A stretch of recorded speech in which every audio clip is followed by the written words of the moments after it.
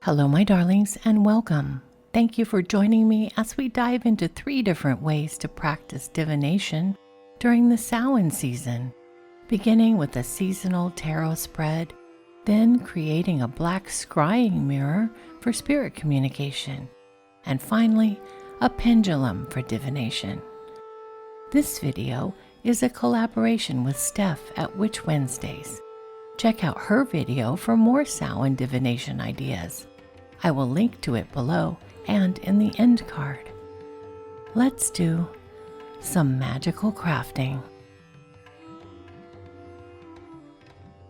We're starting with tarot cards. I'll be using a 6-card spread that I designed for the Samhain season. If you'd like a copy of this printable Book of Shadows page, please visit Magical Crafting on Patreon at the link below. My patrons can download this printable, but if you're not a patron, it's also available on my Etsy shop. The tarot deck I'm using is called the Egyptian Art Nouveau Tarot. If you prefer to cleanse your deck before using it, there are a variety of methods.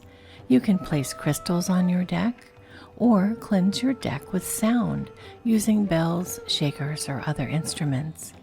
You could set your deck in a bowl on top of a thin layer of salt, or allow the deck to charge and cleanse on your windowsill in the moonlight or sunlight.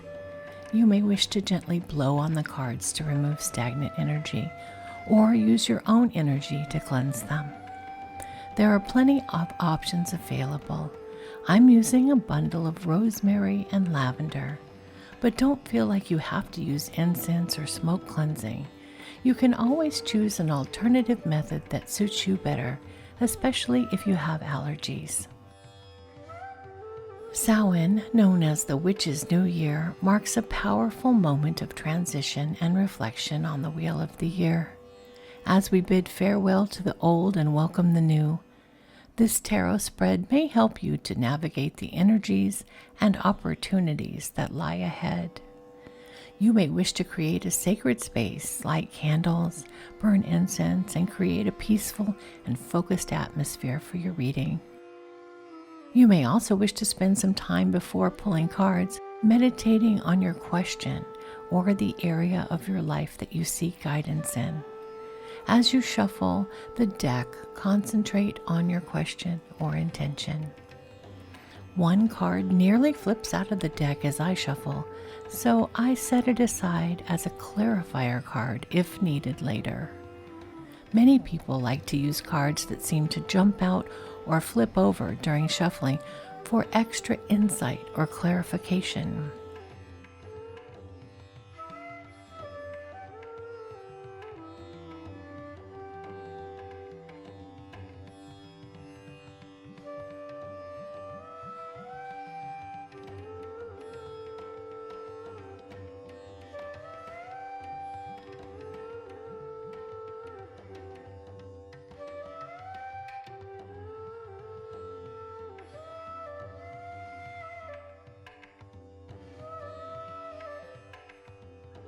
Card number 1, the Veil, Reflection on the Past Year. The first card represents the energy of the past year. Reflect on the lessons, challenges, and accomplishments you've experienced. Consider how these experiences have shaped your journey and prepared you for the new cycle ahead. A court card in the Suit of Cups, the Queen of Cups. She represents love, kindness, and care. She's a mother figure, compassionate, caring, sensitive, and nurturing. Card number 2, the Cauldron, Inner Transformation. The second card delves into your inner world. What transformations have you undergone or are you currently undergoing?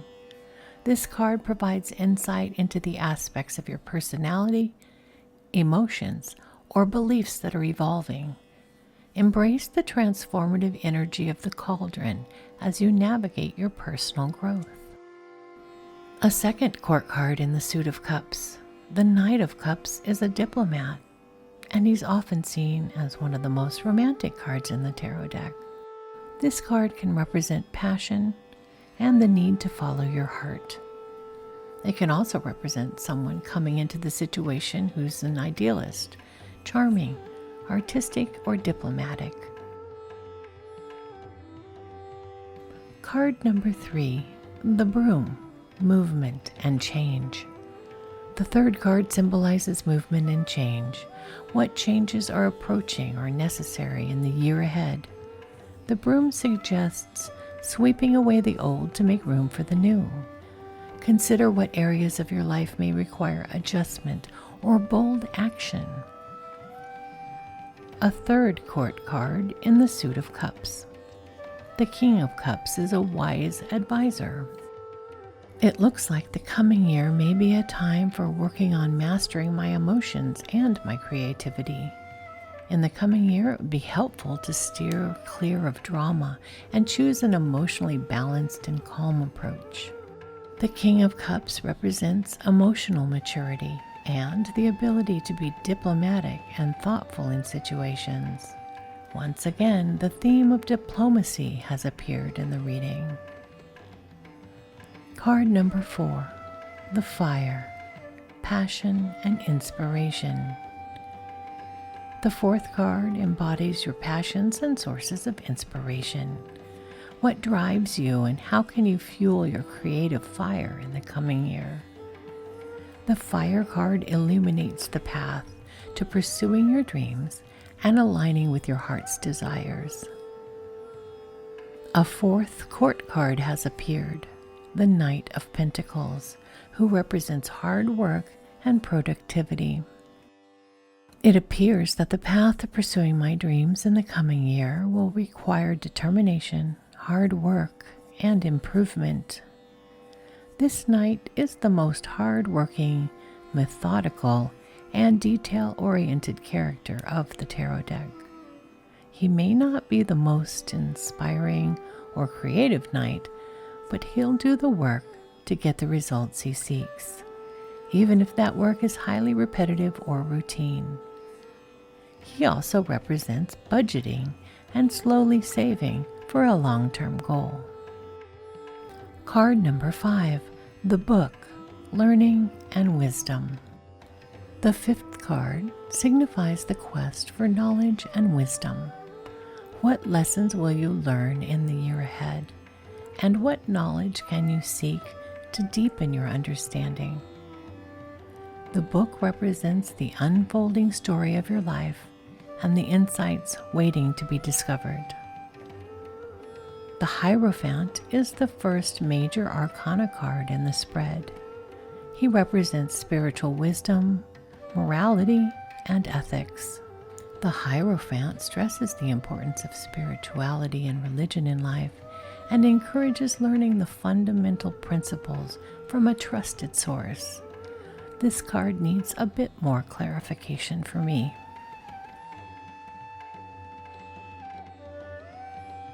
Card number 6, the Moon, Intuition and Mystery.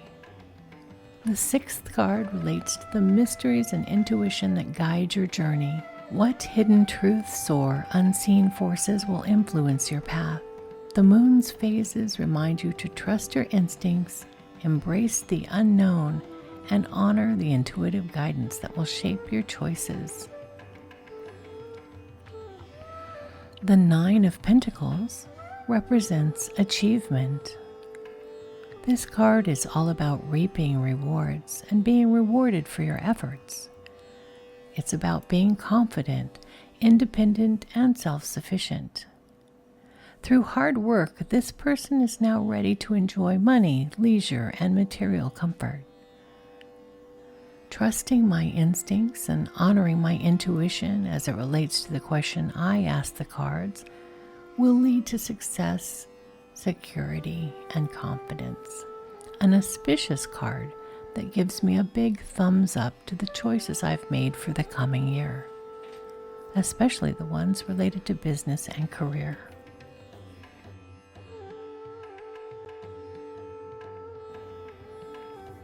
Now let's look at the clarifying card, the Hermit.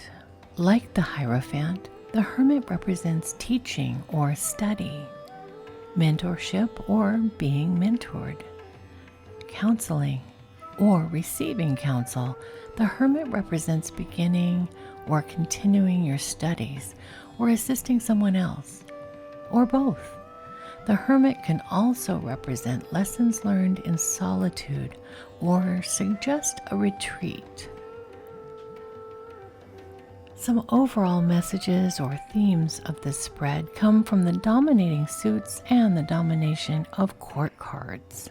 Half of the spread turned up in the suit of cups, representing feelings, emotions, intuition, and creativity. And there were 2 pentacles, representing finances, work, and material possessions. My reading consisted of almost all court cards.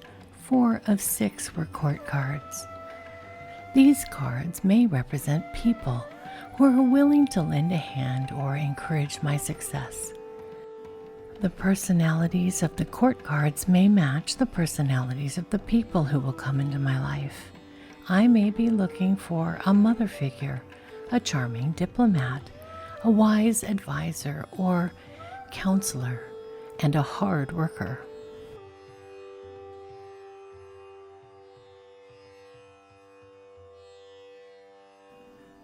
Samhain is a time when many people connect with the spirit world and seek guidance from their ancestors. Scrying is an ancient divination technique that involves gazing into a reflective surface, such as a black mirror, to receive insights and messages from the spirit world. The reflective surface serves as a gateway to the other side, making it an ideal practice for Samhain. While a large piece of polished black obsidian is the traditional item to scry into, I don't have one of those, so I'm creating a black mirror using a frame with a glass insert and a black plastic piece that fits inside behind the glass. You could also use a piece of black paper or even paint the backside of the glass with black paint. To scry with a black mirror during Samhain, you may wish to begin by clearing the room of any negative energy. Next, you may want to invite the spirits of your ancestors and loved ones who have passed on to join you in the ritual. If so, you can do this by calling them by name, visualizing them beside you, or by using a specific invocation or prayer if your traditions called for it. Prepare your space and place a lit candle in front of your black mirror on a stable surface at eye level. Next, enter a meditative state. Sit comfortably in front of the mirror. Take several deep breaths to relax. Let go of any distractions or worries. Soften your gaze and focus on the surface of the black mirror. Allow your mind to become still and receptive. You may have a question in mind, or you may simply wish to wait for messages to come to you. Be patient and open to any images, symbols, or impressions that may appear in the mirror. These can be subtle and symbolic, so trust in your intuition in interpreting them. It does not matter what the images or symbols actually look like. It matters what comes to mind when you look at the swirling patterns. Let your intuition guide you, and let rigid thinking and rules fall away. After your scrying session, you might want to write down any insights or images you received. Over time, you may notice patterns or recurring symbols that offer guidance. When not in use, I keep my scrying mirror covered with a cloth and closed in a cupboard altar. Some people consider a black mirror to be a portal that should not be left open in the home. Pendulum divination involves using a suspended pendulum to connect with the spiritual realm and gain insights from higher sources. During the Samhain season, when the veil between our world and the spirit world is at its thinnest, pendulum divination can be an especially potent way to communicate with spirits, ancestors, and guides. I created this pendulum board several years ago, and I'll leave a link to that video below if you want to see how to make one. However, you can use a simple version for just yes or no questions. Choose a pendulum that resonates with you. It can be made of various materials such as crystal, wood, or metal. I created my own pendulum with clear quartz. I cleanse my board and pendulum with rosemary and lavender smoke. Before I begin, I like to visualize a protective barrier of energy around myself and my altar. Set a clear intention for your pendulum divination session. State your purpose, such as seeking guidance, connecting with ancestors, or receiving messages from the spirit world. Make it known that you are open and receptive to positive energies, guidance, and advice. Sit comfortably with your pendulum in hand, allowing it to hang freely. You may wish to ask your pendulum to show you a yes response before asking your true query. I begin by addressing the spirit I wish to communicate with and receive guidance from. You can do this either silently or verbally. Then I convey my query to them. Pose your questions concisely. Start with straightforward inquiries that can be answered clearly and simply. After asking my question, the pendulum begins to move distinctly between the center of the board and the bottom right. The answer I'm being given is clearly to wait. Pay close attention to how the pendulum responds. It may swing back and forth in circles or remain still. Different movements can indicate different answers. For example, a strong back and forth swing might represent a yes, while a circular motion might signify uncertainty or maybe. A lack of movement can indicate a no response. After you have received an answer to your query, thank the spirits, ancestors, or guides for their presence and the insights you've received. Then close the session by visualizing the protective circle dissipating and releasing any lingering energies. Samhain is a magical time when the boundaries between the physical and spiritual worlds blur, allowing for profound divinatory experiences.